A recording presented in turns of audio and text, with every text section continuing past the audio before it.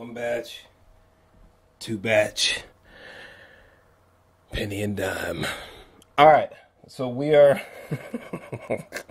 we're doing the damn thing. We're doing it. All right, give me a second. I got to pull some notes here. So sorry for the lateness, but finally I am done consuming all Defenders. Thank God. And when you see me down here, it's me kind of sifting through episodes so I can make sure I'm giving the most detailed response that I can. But I really like this thing, this show rather. But there are some flaws. But first, because we're gonna dissect this whole thing, I'm going all over the place. But let's start with the finale, shall we? Because honestly, personally, I thought that the finale was underwhelming. You know, like if I had to rate the finale or something, I'd probably give it maybe a 8 out of 10 to the finale. I mean, it started off strong. We have our heroes kind of standing around, and they're discussing like blowing up the building, which was a fucking insane idea. I kind of see where they're coming from, but that was just kind of insane. But yeah, so they're about to blow up this building, and then we see Elektra. Okay, first off, I just gotta say really quick, the ending of the previous episode where Iron Fist, where like he breaks through the fucking wall and he wakes up, and out of nowhere, as the camera pulls back, we realize that Iron Fist is just like within the skeleton of this giant dragon. I was trying to say giant and dragon at the same time, but you know what I mean. He's just like in the middle of this giant skeleton of this dragon. That one shot, that one moment with Iron Fist was better. Was better than I just spit. It was better than the entire Iron Fist season 1. That one shot. That's sad as fuck. But moving on, back to this finale. So we see Elektra down there with the bones of this dragon talking some bullshit. We get some shit with Karen. By the way, don't care about Karen. Still don't. I had a debate with a buddy of mine. I can't remember if it was Josh or not, but they were like, "Yeah, Karen, you know, she's important." I'm like, "No, she's not." I wouldn't say that Karen is boring, but she just doesn't like. There's nothing about Karen's personality that does it for me. There's nothing about Karen's backstory that does something for me. And when I say does something for me, I mean like, you know, her character connects with me emotionally, for example, or no, there's none of that with Karen. I do like Foggy, but he was just kind of there this season as well, kind of like Karen. Like Foggy was just there. He didn't really do it. I think he had a haircut. I think that was the biggest takeaway I had from Foggy, but it just didn't do much for me. The only thing that Foggy did was come to deliver bad news, or to say something sad, or to comment about something bad that had happened. But anyways, okay, by the way, so when it's Daredevil, Luke Cage, and Jessica Jones, and they're about to step into that elevator, and the elevator, like, it drops all the way down that big-ass tunnel, I swear to God, before they got onto the elevator, from the outlining of their bodies as they were stepping onto the elevator, I swear there was just green screen everywhere. Just tons of fucking green screen. I think so. Which kind of fucked up, but whatever. By the way, I love the moment before they entered the elevator, them talking, like their dialogue between each other, Jessica Jones, Luke Cage, and Daredevil. It's just so awkward, but like it makes sense in the moment. And Daredevil was trying to say something nice like, "Well, you know, it's been a pleasure working with you guys," or whatever the fuck he was saying, but it was cracking me the fuck up. A lot of the humor doesn't really work that well, but that moment made me laugh. Let's see here.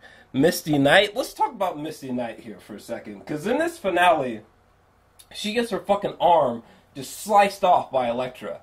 And now, I'll admit, I'm not too well versed with Misty Knight's backstory, so when Misty Knight's fucking arm just went off, I was like, the fuck? I don't think the execution was done that well, because it was done in a way so that like it didn't feel horrific.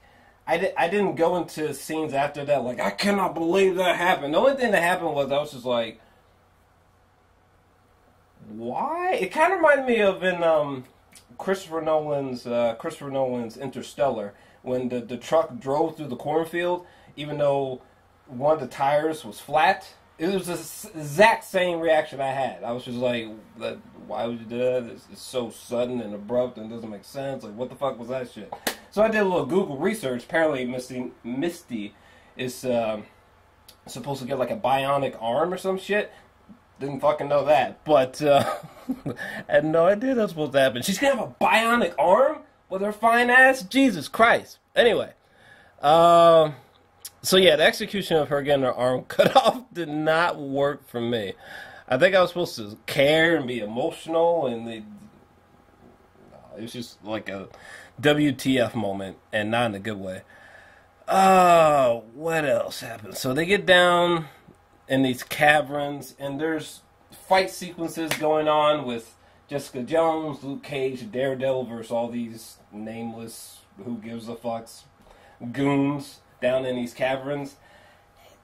Again, I thought this, fuck, I feel like the more I talk about the finale, I'm kind of feeling more of a 7 out of 10 if I had to rate the finale. Because, like, even these fight sequences down in this cavern, just, it was okay. You know, it was nothing great, nothing spectacular. It was alright. You know, nothing special, which is surprising for the series finale of the Defenders, you know?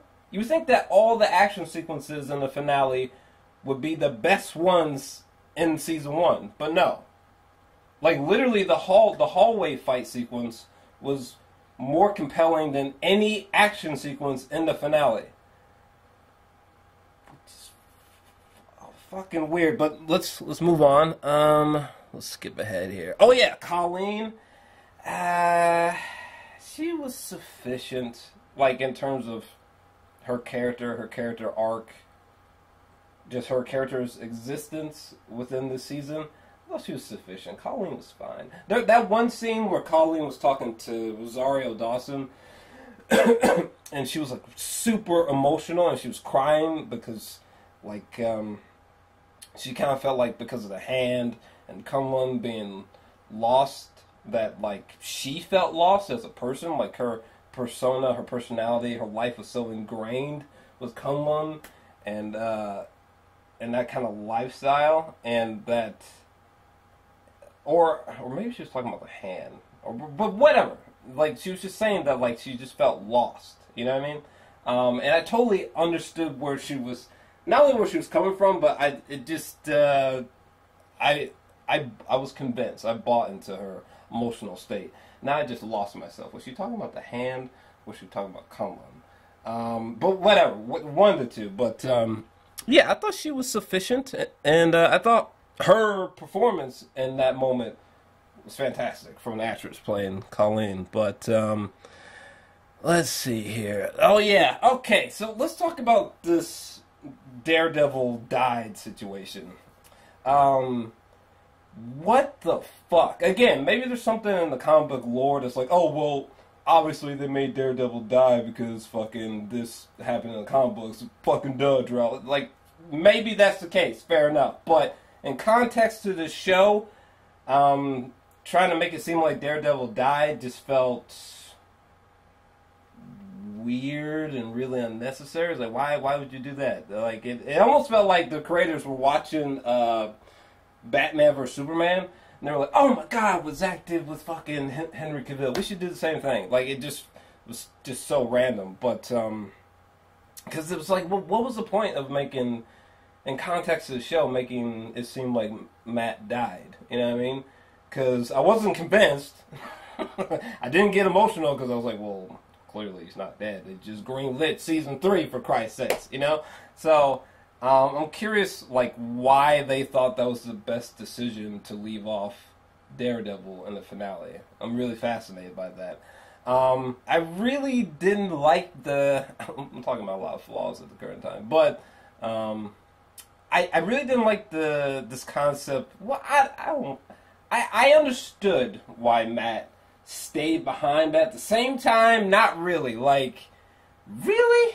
Like, you're about to just go on a suicide mission for this pussy? Let her go! Let her go! Granted, that's definitely a woman. If there was ever a woman, he was gonna be like, you know what? I'm gonna risk being blown to fucking hell to go see this woman again. That's definitely a woman to go after in this situation. You know, bombs are going away, but I get that he had this close connection and he was in love with her, and now she's back. But it's like, first off, you know damn well that Elektra is back because she was resurrected in a fucked up way. It's not like you were just happening down the street and she was just there and you were like, Elektra? And she was like, oh my god, I'm back from the dead. It's so strange. You know, she fucking got brought back from the dead in that weird, creepy way from Sigourney Weaver. Which, God, what a wasted character that was. But, let me see here. What the hell else happened? We see Misty in the hospital. Oh yeah, another flaw, since we're talking about flaws. The Rosario Dawson and Luke Cage, nah, I don't buy the chemistry. I don't buy the relationship. First off, their chemistry is not that great as actors. In terms of romantically, like I don't romantically buy Rosario Dawson and the guy playing Luke Cage. I know it's like Mike something, but I just don't buy their chemistry at all. I just don't. Not romantically. Like, it just doesn't work. Like that last sequence between Luke Cage and Jessica Jones, there was so much chemistry. You know what I'm saying? It's like, Jesus Christ! Like, why didn't I wish I had seen some more Luke and Jessica romance action or sex and action or something, because it was way more convincing than this Rosario Dawson and Luke Cage chemistry going on. Obviously, I definitely like the little Easter egg shout out of the Alias investigation at the end. And then we see Matt wake up somewhere and with I think it was like nuns or some shit. But yeah, I'm really curious what's gonna happen next with Matt. But so yeah, basically they try to blow up a building. They go downstairs to fight some people. Matt decides to stay down there as the place explodes, and that's kind of the episode in a nutshell. I thought it was kind of an underwhelming finale. I think it could have been more impactful emotionally. I think it could have been more visceral from an action sequence standpoint.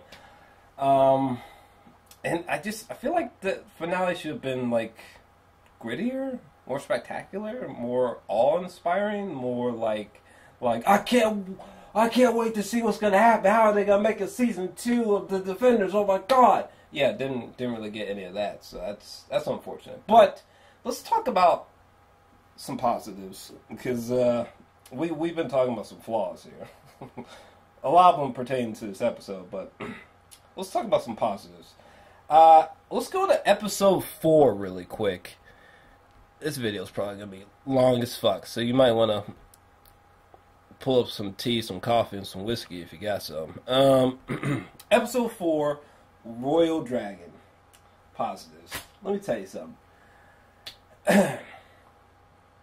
This, actually, I think I might even have an image that I can show you, because I had posted it to my Twitter today from this episode. Yeah, I'll show you what I'm talking about. Let me get this image share up really quick.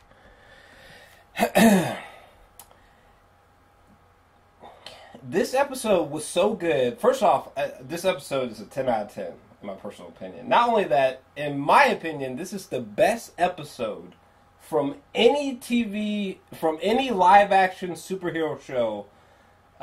This is the best episode that I've ever seen. Like,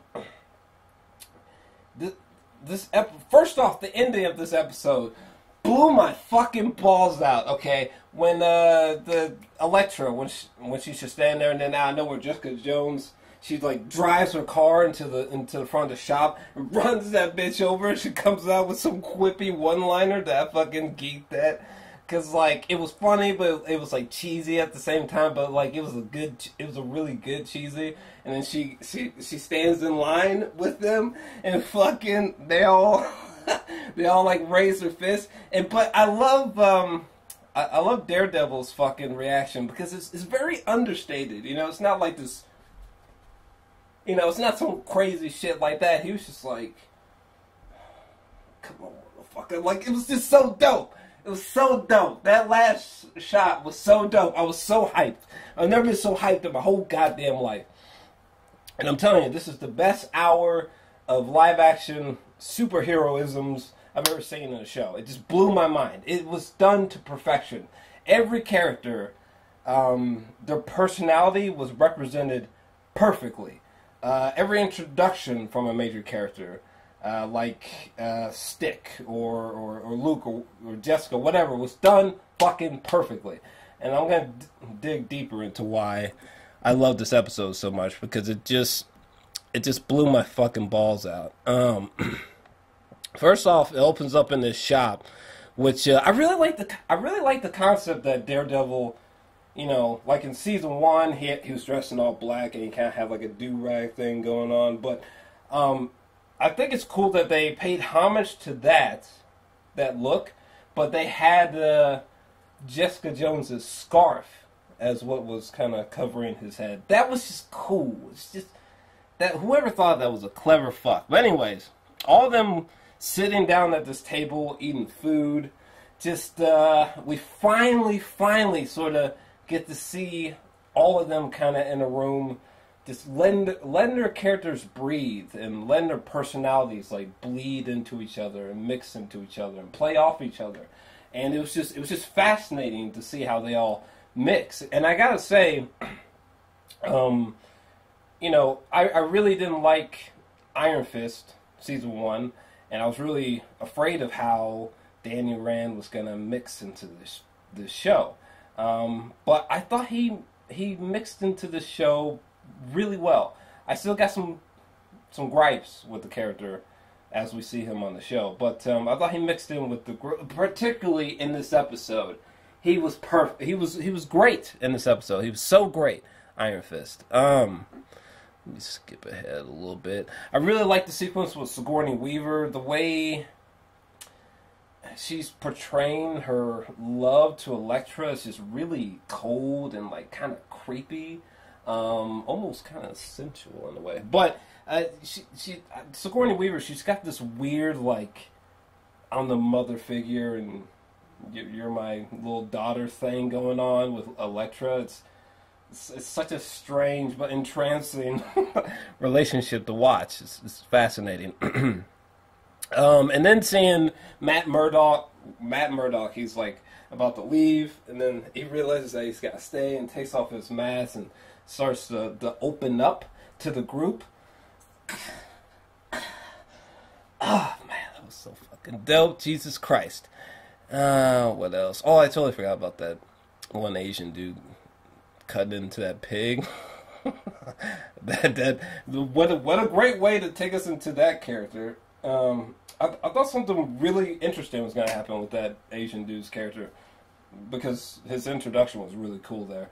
Not really. Not fucking really. His character went fucking nowhere. Literally the last thing I remember from that guy, the guy cutting into that boar, that pig, whatever it was, is I just remember Jessica Jones just right hooking that motherfucker to sleep.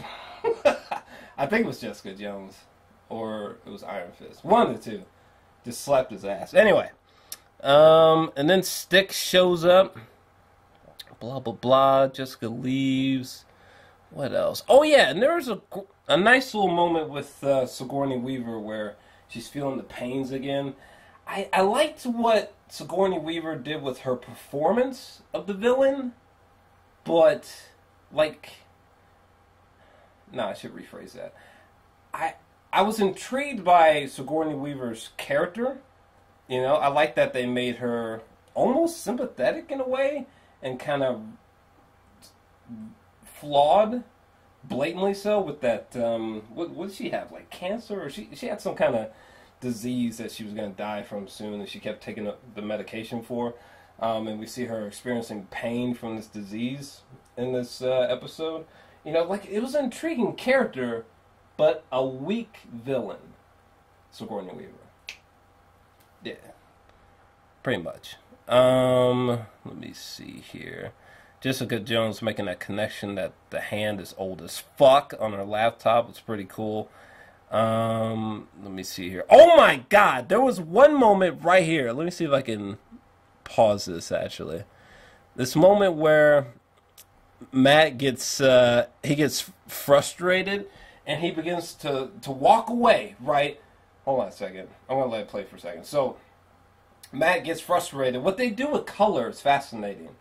Like, when you think of Luke Cage, you think of, like, a lot of, like, yellow. So there's a lot of yellow lighting next to Luke Cage in this show. Or for Daredevil, you'll notice in a lot of scenes there's a lot of, because of Daredevil's red suit, there's a lot of red lighting sometimes around Matt Murdock. Literally, like in this sequence.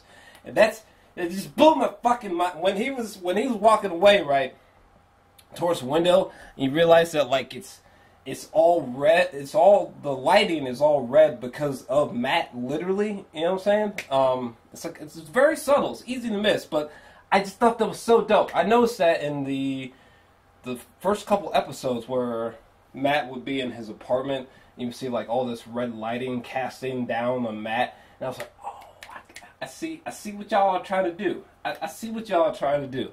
I like it. Let me see. That's dope. Oh my god! And then this sequence right here between, wait, is the window still up? Oh, the window is still up. God damn it. Anyway, I can't do that too many more times because YouTube will kill me. But this moment right here with Luke Cage and Iron Fist talking, and it's kind of like a weird bonding moment, and like Iron Fist is eating across the table from Luke Cage.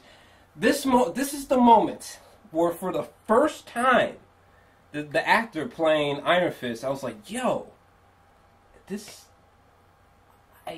I'm actually buying into the actor at the current time. Like, I finally, for once, believe that this is a live action version of Iron Fist talking. It was so fucking eerie. There was something about his performance and his banter with Luke Cage in this scene where I finally thought, god damn, like, yeah, this actually feels like Iron Fist talking, and like, I don't know, that's just amazing to me. It's the first time I've ever bought into the actor as Iron Fist in this sequence. It's insane. And I don't know, this blew my mind. You know what I mean? I was like, yo, finally. And ever since this sequence, actually, even into the finale, I'm good. I'm good with the actor that they chose to play Iron Fist. Are there controversial aspects to his casting? Sure, but that's for someone else to debate, not me. this video is already long enough.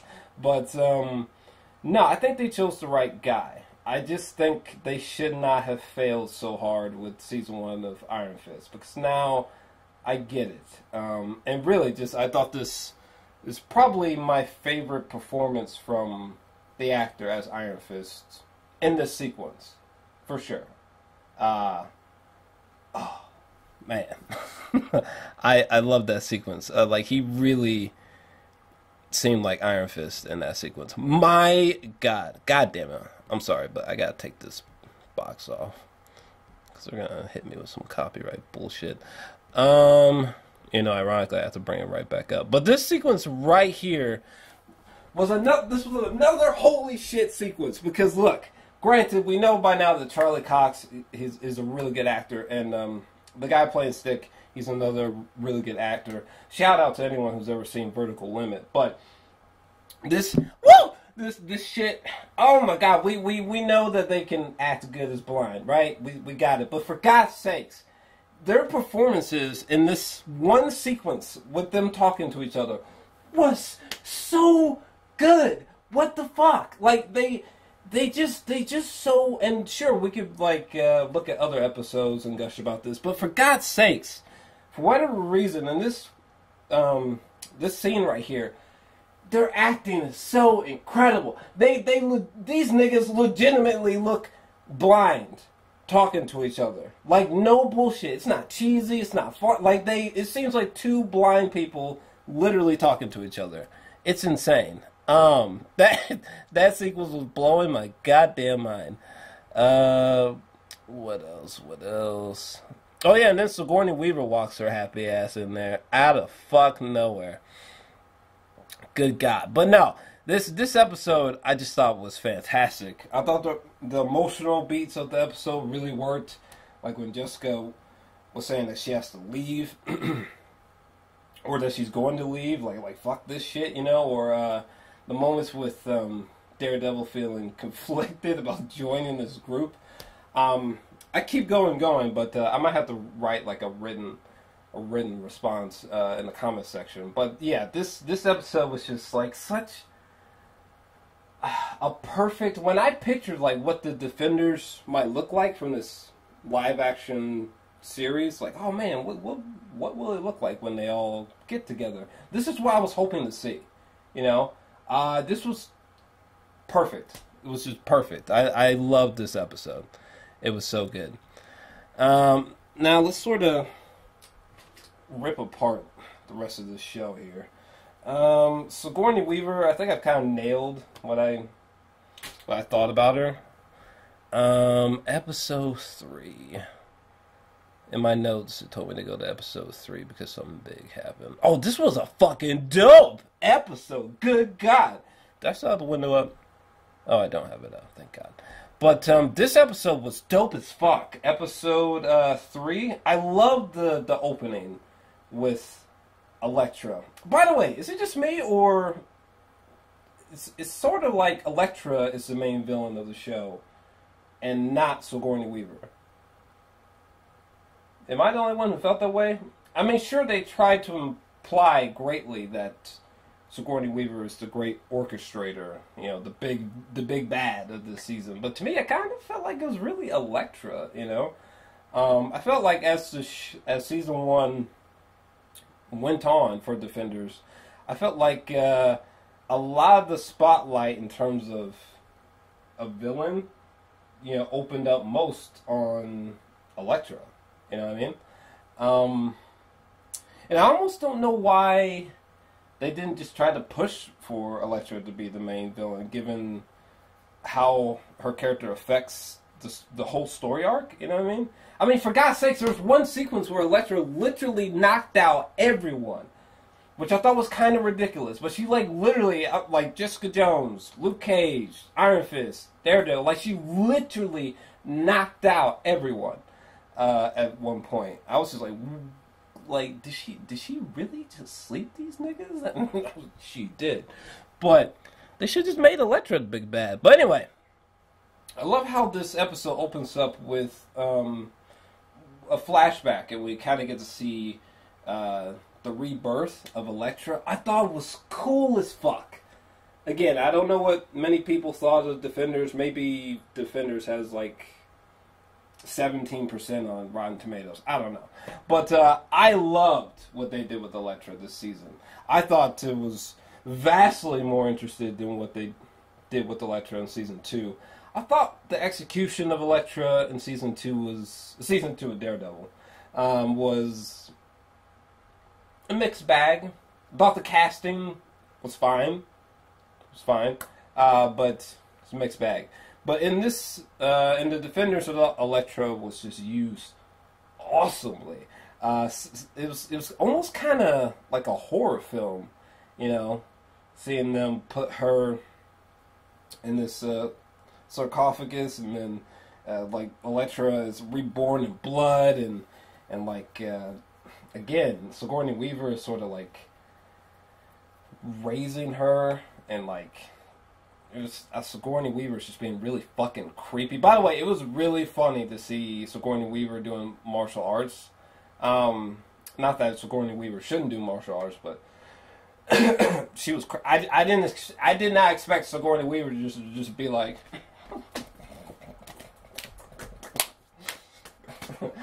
just doing some clean connects on fucking Elektra. I was like, go ahead, Sigourney, with your old ass, aging beautifully, Sigourney. Oh yeah, and then Stick just cut his fucking hand off. Did that happen in the comics too? Like, you know, Misty Knight loses an arm. Did Stick lose a hand? Sorry for my you know, like these heroes. I'll be honest with you. I know most critics wouldn't want to do this, so most critics would not admit this because they want to make it seem like they're always in the know. They know everything. Well, I don't know everything. I love comics, but to be honest with you, prior to this live-action Netflix thing, Daredevil was the one that I knew the most about. Jessica Jones, Luke Cage, didn't really know too much about them. I literally knew, I knew fuck nothing about Iron Fist until this Netflix thing, if I'm just being honest. So, if I'm making any of you comic book fans, super fans, if I'm making your skin crawl because of lack of knowledge, I apologize, okay? Especially in today's time, I watch more movies than I read comics. But anyways, Episode 3 was pretty fantastic. Again, what they did with Elektra, especially in this episode, was really, really cool. Stick cut off his fucking hand. That's what I was getting back to. Did that happen in the comics? Let me know. This kind of first sequence between Jessica Jones, granted they met before, but really this is sort of like the first time Jessica Jones and Matt are formally conversing. And it was dope. Them sitting across the table from each other, Jessica Jones being an asshole, and Matt trying to keep his composure and trying to be nice. It was just nice seeing that, butt heads. That was cool. Let me see. Is there anything else to note about this episode? Oh yeah, they made this bold choice. Let me see here. There was a really bold... I'm going to bring up the image. There was a really bold moment between Luke Cage and Iron Fist where they're kind of arguing with each other. And there's one moment where Luke Cage is talking about, Luke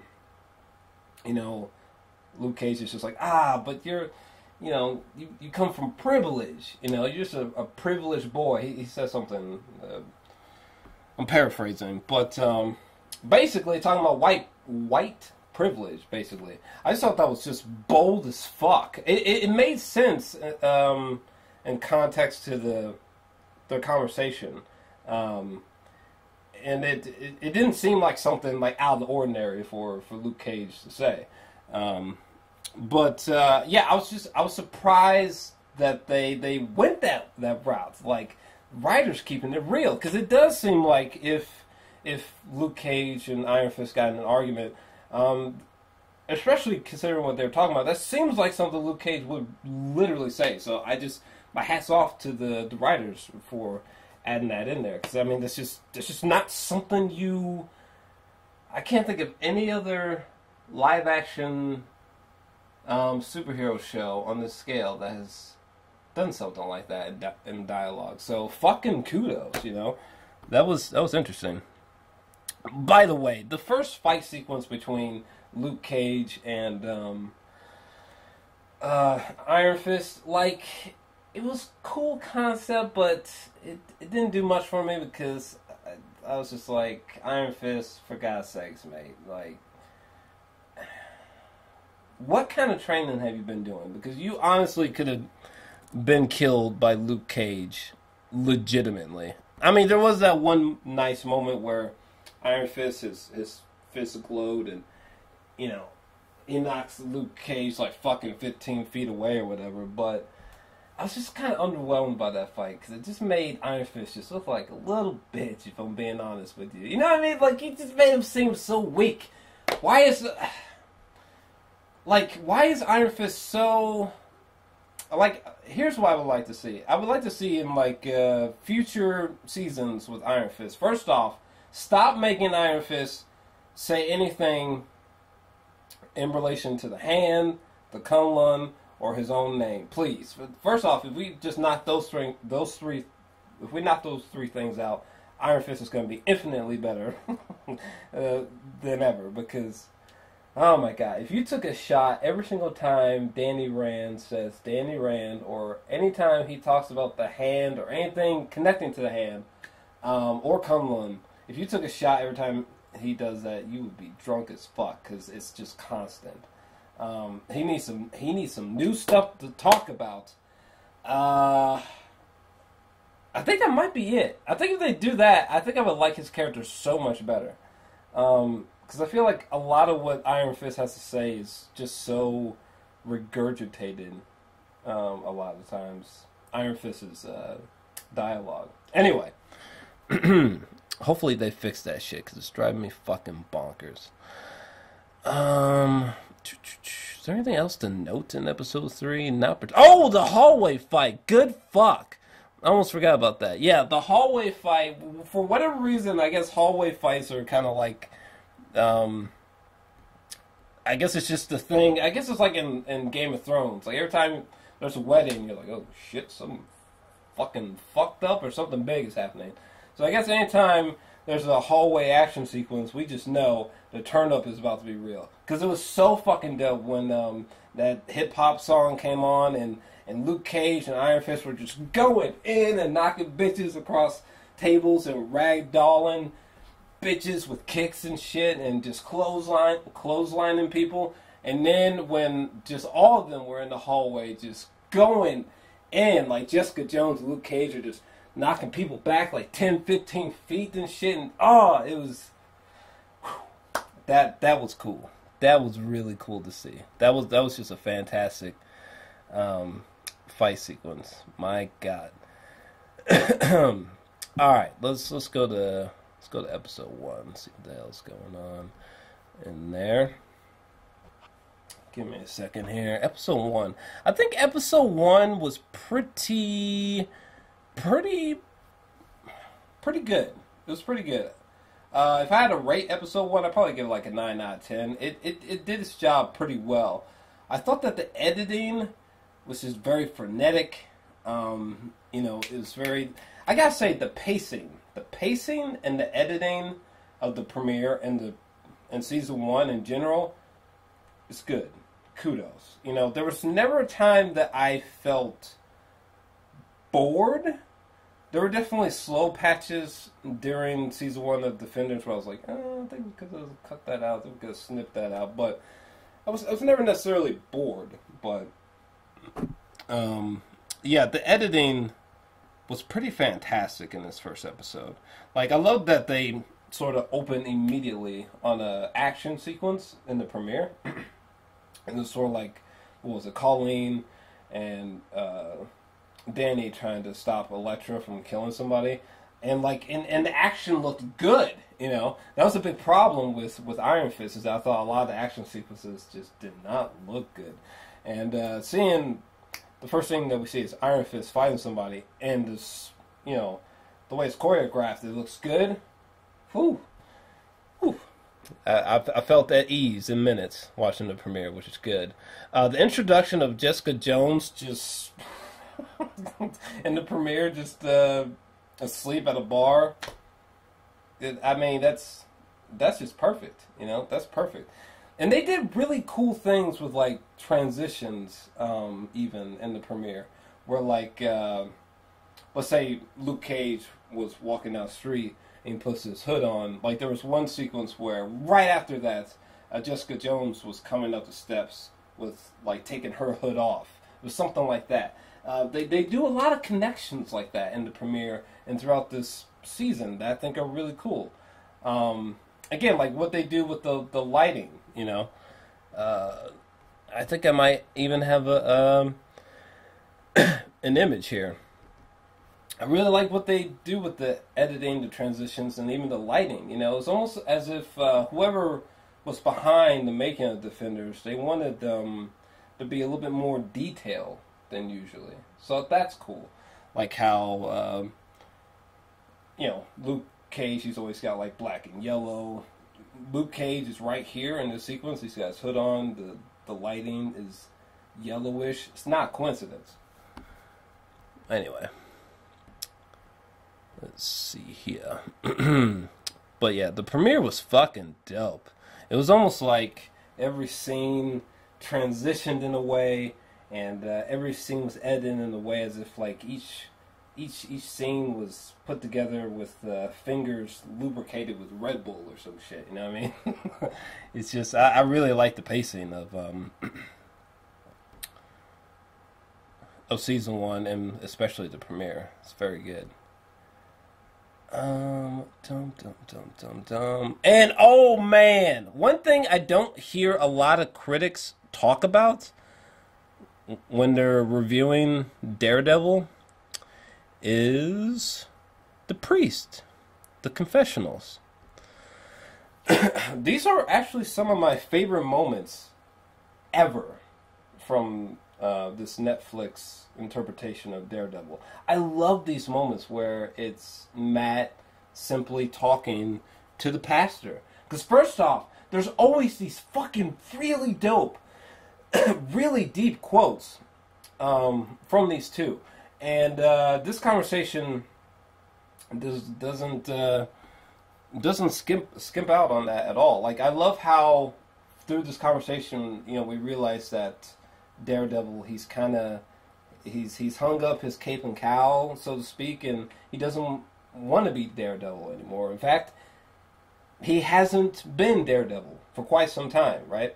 And I just love that they're kind of having like this morality conversation about, you know, maybe you're feeling the way you do right now because you miss the old life of stopping bad guys. You know, maybe you do miss Elektra, and that's okay, you know, and it's okay to move on, you know, from her or from a loved one. And I just thought it was a really deep fucking conversation that they were talking about, you know, quitting something that you love, the proper way to handle loss. You know, is it okay to move on from something that you once loved so deeply? Like, there's just a lot of deep shit that could be picked apart from this conversation between those two. Like, every time they talk, it's always fucking goosebumps. Even when I'm like watching trailers, and you hear the pastor monologuing something deep as fuck to Matt, I'm always like, get ready to put that red suit on, Matt. It's time to fuck some people up. Anyway, let's see here. Is there anything else I want to particularly say about... Man, God, what is it with Marvel and villains? Marvel really has a hard time with villains. Because Sigourney Weaver's character just didn't really do anything for me. I feel like Sigourney Weaver didn't really do that much to the cast, even. I feel like the person who did the most damage to the Defenders was Elektra, literally. Granted, I guess you could make the argument that Sigourney Weaver kind of brought Elektra back from the dead, but I don't know. Sigourney Weaver, she didn't chew up the scenes enough to my liking. You know, Sigourney Weaver, she wasn't villainous enough. You know, there wasn't like some moment with Sigourney Weaver where, like, let's say Daredevil was on the ground, crawling away, he's in a suit, his mask is off, Daredevil's like coughing up blood, and he's like all weak and shit, he can't stand, and we see Sigourney Weaver, you know, verbally taunting him, and then she fucking kicks him, and she sticks a fucking knife into his back, and she says some epic one-liner, and and she walks off, and the episode ends, and everybody's like, what? Oh my god, Sigourney Weaver is fucking amazing! You know, there's never any scene-chewing moments like that with Sigourney Weaver, and that sucks. The only real sequence, I mean, Sigourney Weaver, her character always intrigues me, but the only moment that I felt that Sigourney Weaver really owned a scene as a villain in this show was when, fuck me, what episode was that? Where she dies. Right? Remember when Sigourney Weaver died? Like, she was making this fucking epic monologue, and then goddamn Elektra just comes up behind her and just fucking stabs her in the back. Which I did not see coming, so kudos to the show. That genuinely surprised me. I was like, damn, Sigourney Weaver's dead? She's dead. Well, okay. Bye. But yeah, in that one moment, I was like, yo, Sigourney Weaver's fucking finally killing it as the villain. Like, goddamn, she spins some... Oh, she's dead. Bye. But, Season 1, Episode 1 was dope. Let me check into Episode 2. What the fuck happened in Episode 2? By the way, binging is just... It's just so fucking terrible on your brain. Like, no. I thought about doing reactions to Season 1, but I was like, why would I make that fucking god-awful mistake?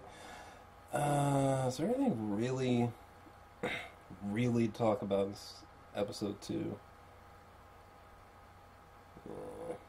Go to Episode 5. What else?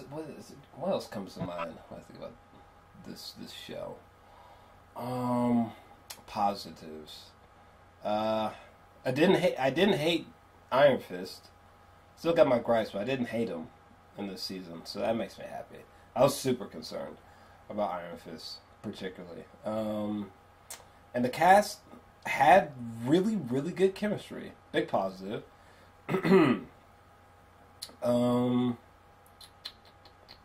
All the action sequences were fine. The humor is usually pretty cheesy, but there's a couple moments where I about pissed myself laughing. So the humor's not like the worst shit ever. By the way, when Stick fucking decapitated... Hold on a second. Actually, alright. This guy right here... Unfortunately, I didn't catch his character name, but this motherfucker right here, right? When Stick just decapitated that dude out of fucking nowhere, I was like, oh, did not see that coming. That totally took me back. And these moments right here where Daredevil's sort of like strangling this dude right here. Daredevil's like he's choking him, you know. I loved it. I loved it because the others, like Jessica Jones and them, sort of watching Daredevil kind of interrogating and like putting the pressure on this dude literally. It was almost like Daredevil was kind of like making them uncomfortable in a sense. Like I kind of noticed that like Jessica Jones got a little bit uncomfortable from Matt choking that dude, you know? Because it's like, there's a reason why they call him the devil of Hell's Kitchen, you know? And you really get a sense of Daredevil's intimidation, you know, and his darkness when he's choking this dude. And every shot of Daredevil while he's choking this dude, he looks so perfect. God damn. Hold on a second. For some reason, they don't like it when I play through the footage. YouTube, I mean. I don't know why. But, like, look at my boy. God. I know at the end of season 1, I really didn't like the costume, but the costume where it's at now, I love it. Just look at that.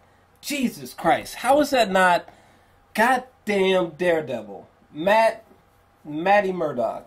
Look at that. The costume looks so perfect in this episode. I mean, it looked great this season, but maybe it's just the lighting or something, or the angles. But just look at that. Like, he genuinely looks kind of fucking creepy. Like, they did that shit. That's what I'm trying to say. Actually, I might as well keep that up because I really like that image. Because I really loved also the way the suit looked when Matt fights Iron Fist, when everybody was like, you know what, we should, you know, Danny, maybe you should go into hiding for a little bit. And Danny's like, well, no, don't you see this is the ploy? They want you to turn against me, guys, just listen to me. And fucking Iron Fist tries to walk away, and Matt's just like, nah, bro.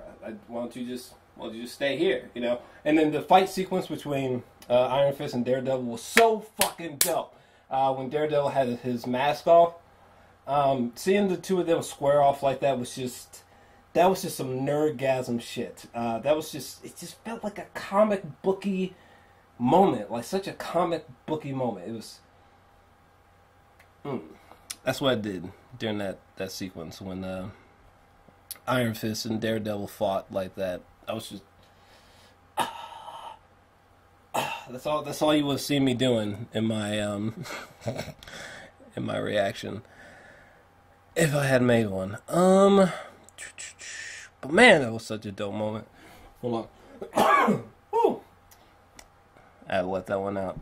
That was a dope moment. Them trying to restrain Danny from being a dumb fuck.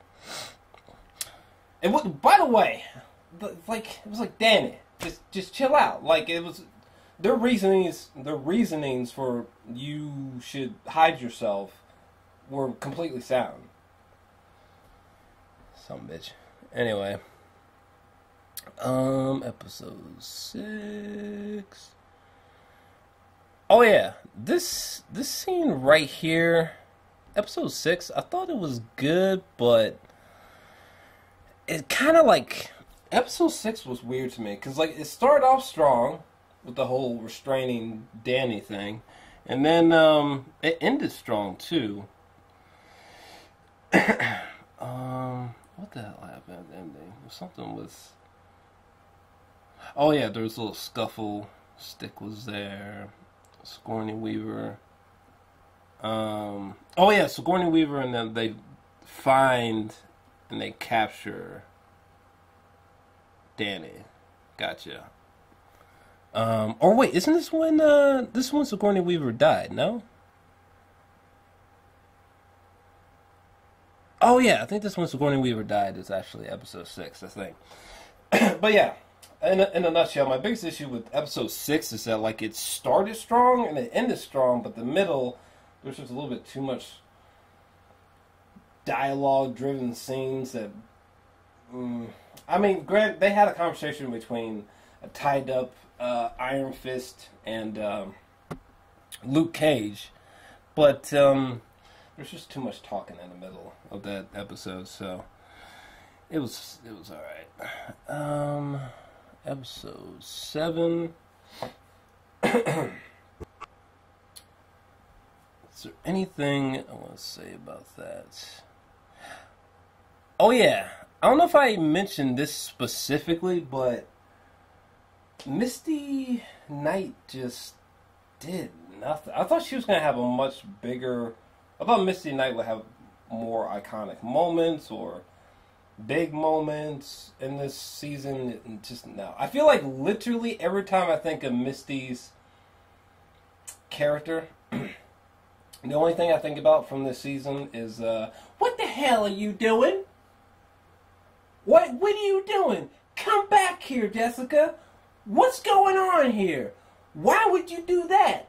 Tell me what's going on. I feel like that's the only thing I got from Misty Knight this entire season. So that and her arm got cut off. So that's disappointing. I was expecting something more. No? Fuck. It's unfortunate. Let's see here. I feel like the most interesting female characters on this season was Elektra and Jessica Jones, to be honest with you. Oh my god, this moment right here was super dope though. Hold on a second. I'm gonna have to bring up an image here. And it's simple. It's simple, but this moment with Luke Cage and Jessica Jones, just the three of them walking down the street with a little bit of swagger. There was a little bit of swagger going on at night. I was just like, God damn, that's them, for real. That's so wild. Like Daredevil, I have a few Daredevil comic books, and definitely always liked Daredevil. Wasn't crazy about him or anything, but always liked his character. But it's just so wild to see these characters, like, it just feels like such a true representation of them visually, you know? It's just like, fuck, that's really them, isn't it? Jesus Christ. But how long have we been recording on this bitch? Oh my god, 55 minutes. Jesus Christ. I need to stop. Okay. Let's wrap this up. So, season 1 of The Defenders,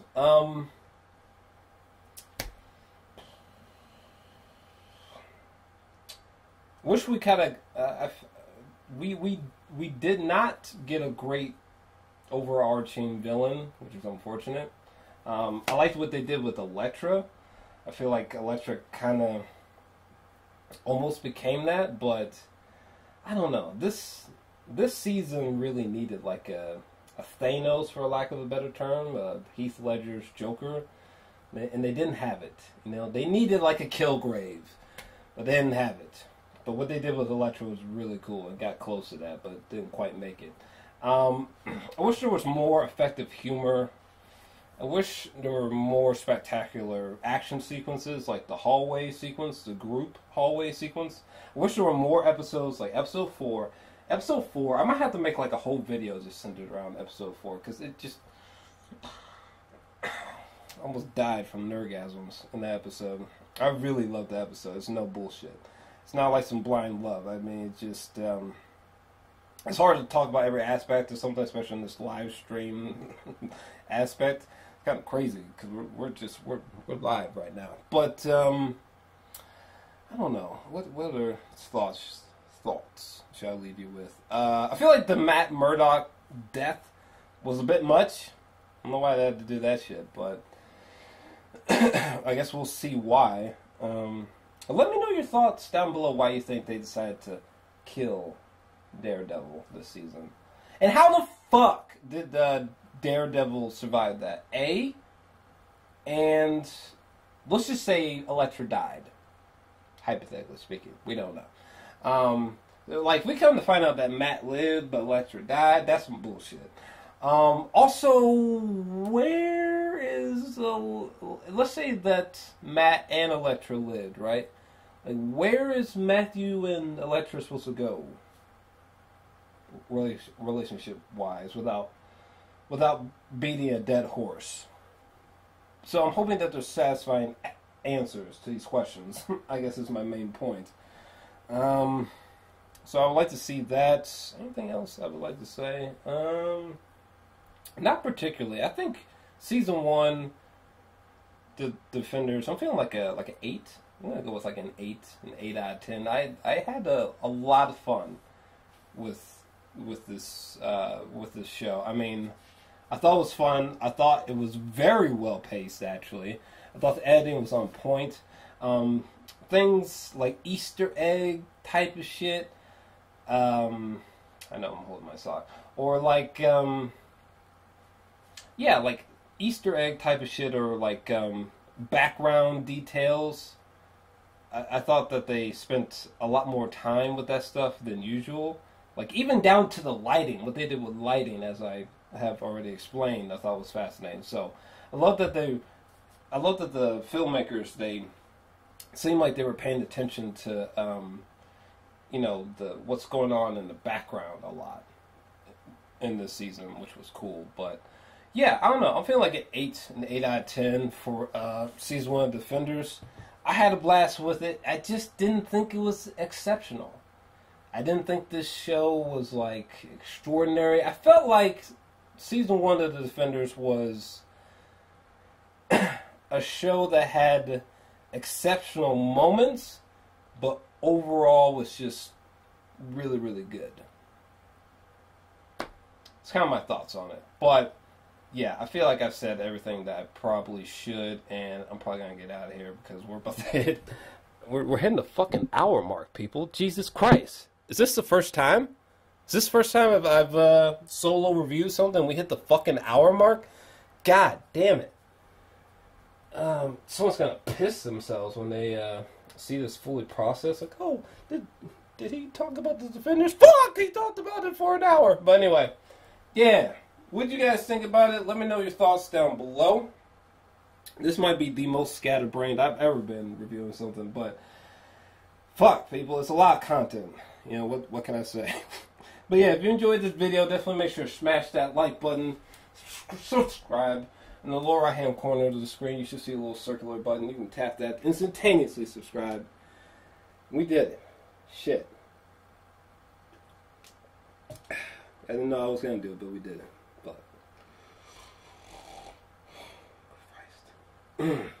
man, I gotta be honest with you.